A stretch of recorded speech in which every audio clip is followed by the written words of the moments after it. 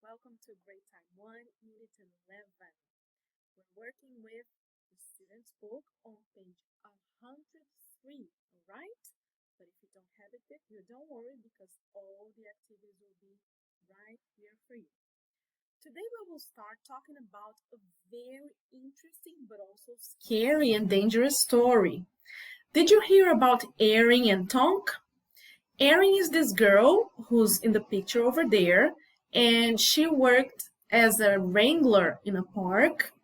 And one day she was taking some kids to walk around the forest, and they were horseback riding. And then they saw a very big bear. These bears are called grizzly bears. We don't have them in Brazil, but they can be very, very dangerous. And then, because the animal was so big and scary, the horses were frightened and they ran. And because of that, a boy fell on the floor. So Erin had to be very careful and brave to save this little boy. So we will know more about her story right now. And then after that, we will take a look at the activities on the book about think values. Okay, so now let's watch a video about Erin and her story. She's telling her story on a TV show. After that, she kind of became famous after she saved the boy. Let's watch it. I do.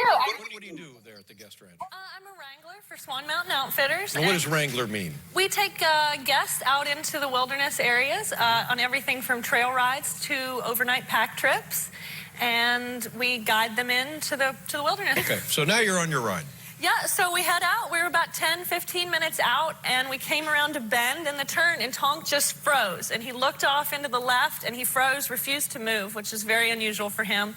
And about that time, I hear a huge amount of crashing coming from the left. And the first thing I see is a little deer, not a very big deer, maybe 100 pounds, a little spike buck. And this deer is running straight toward me on the left. And I remember thinking, deer don't do that. That's not normal. Something is, we can assume something is chasing the little deer. Yes. Yeah. And so right about the time I think that, the little deer hits Tonk in the left front shoulder. And then the deer runs back down my line of horses, and he hits Scout, the little boy's horse, next. And that causes Scout to turn to the right. And about this time, Tonk had turned all the way around, and we see the grizzly coming right out of the same bush, about 40 feet behind the little deer. Okay, now what happens when Tonk got hit by the deer? What did Tonk do? Was it just like, oh, Lord, flies? No, he was pretty nervous because he knew something bigger was coming. So he actually jumped to the right a little bit and turned around. And Scout now stays in line, or he also turns around? No, he turned to the right and was moving out of line a little bit. And then when the bear came out of the bush, the back 7 horses all turned right around on the trail. Headed home. Headed home. Which is all they want to do really anyway, isn't it? Is just get the ride over. Let's get back, have some drinks.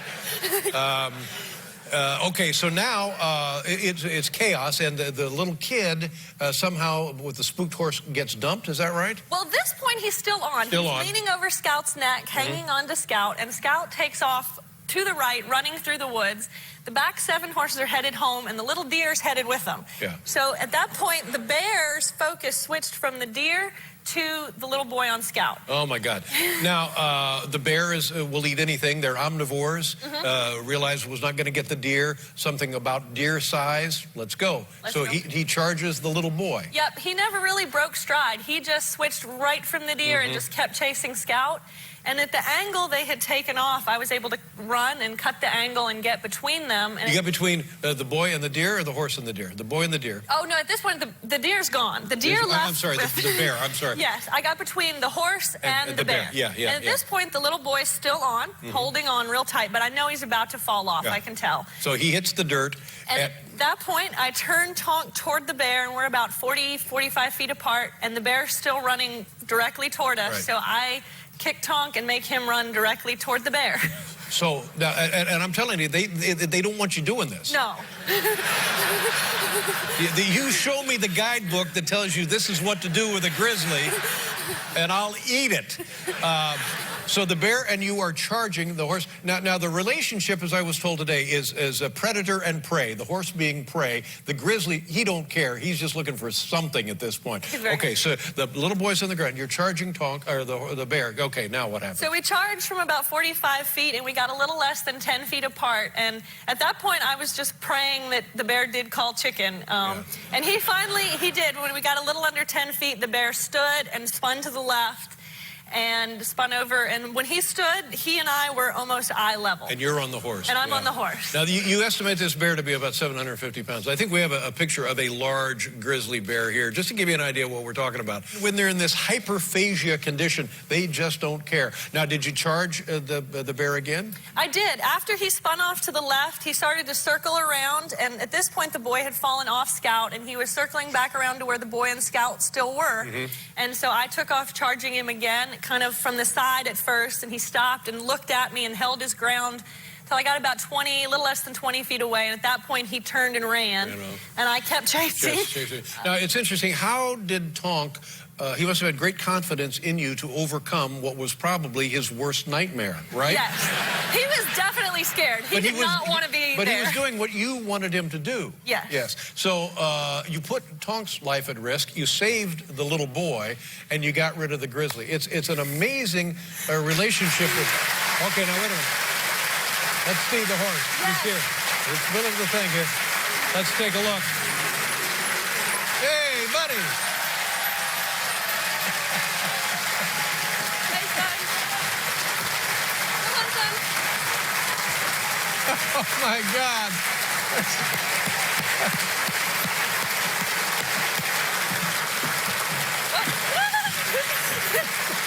Okay, that's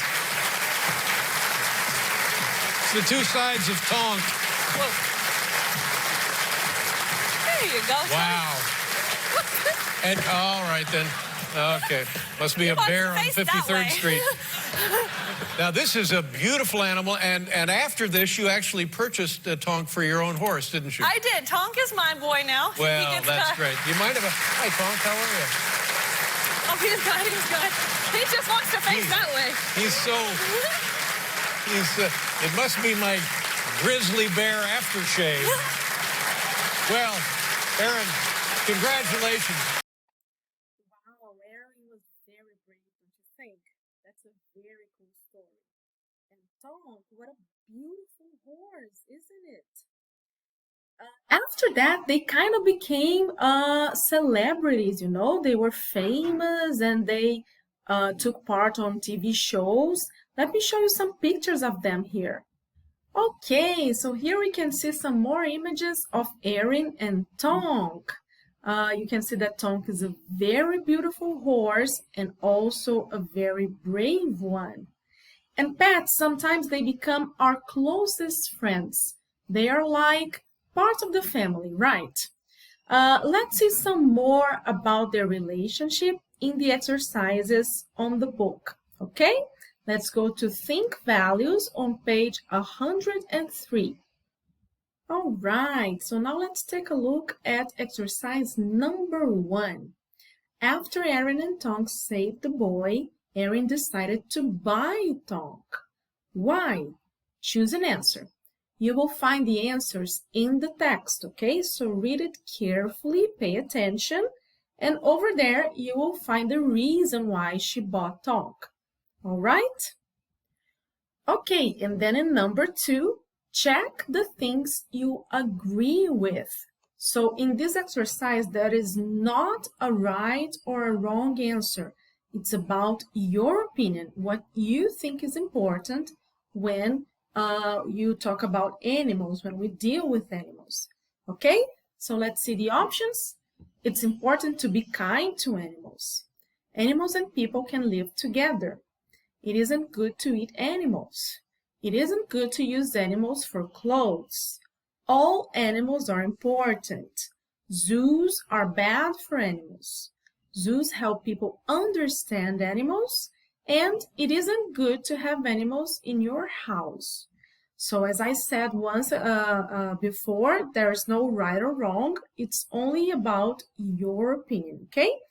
Think about that, and then it will be a great idea to share what you think with a classmate. All right? So that's it for this video. I'll see you later for the next one. Bye-bye.